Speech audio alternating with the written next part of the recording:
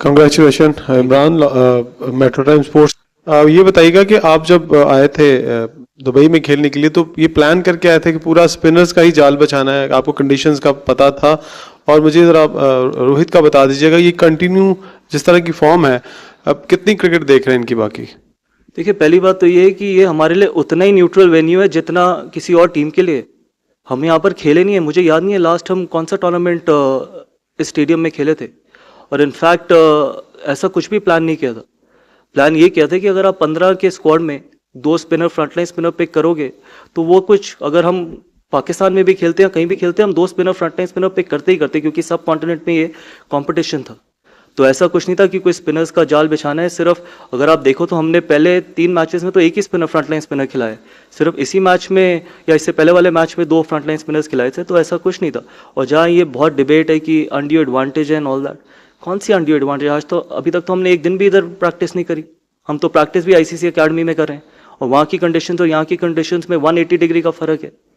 मतलब अगर आप वहाँ की विकेट्स देखो और यहाँ की विकेट्स देखो, ज़मीन आसमान का फ़र्क है। Some people are just perpetual cribbers, man. They got to grow up. So I feel that ऐसा कुछ भी नहीं था कि हमारे को कोई undue advantage या हमने कुछ ऐसा प्लान किया था। सॉरी, रोहित के ऊपर क्या?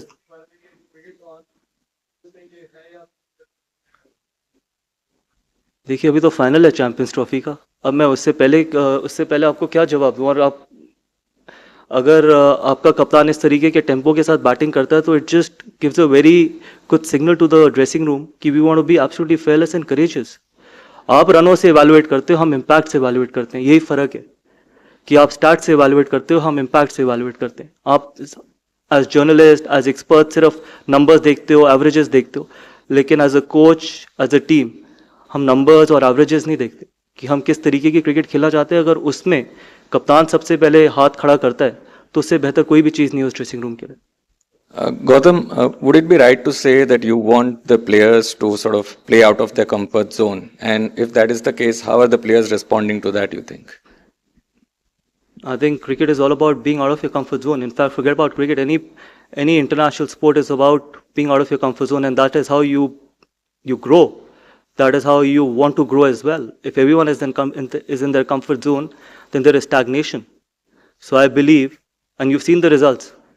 I know you guys will keep going back to 3-0, yes, or 3-1 in Australia, but everyone in that dressing room is staying out of their comfort zone, be it the coaching staff, be it the players, and hopefully we continue to do what is important for Indian cricket, and we can take Indian cricket forward.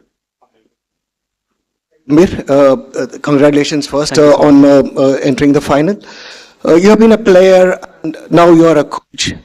Where do you want to see Team India as a coach? What's your target, and what is the aim or what is the goal that you want to see Team India to be? Look, I'm someone who tries to stay as much as I can in present, and at the moment all I can say is that the entire focus is going to be on the game, which is on the 9th.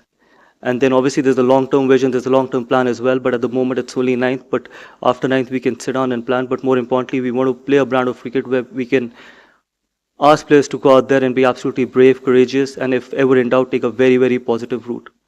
And I've always said it, be it a T20 format, be it a 50-over format, we want to be a team which is absolutely fearless, and where people can go out there and be brave. And that is how we want the team to go out there and in future play that kind of a cricket as well. As simple as it can get.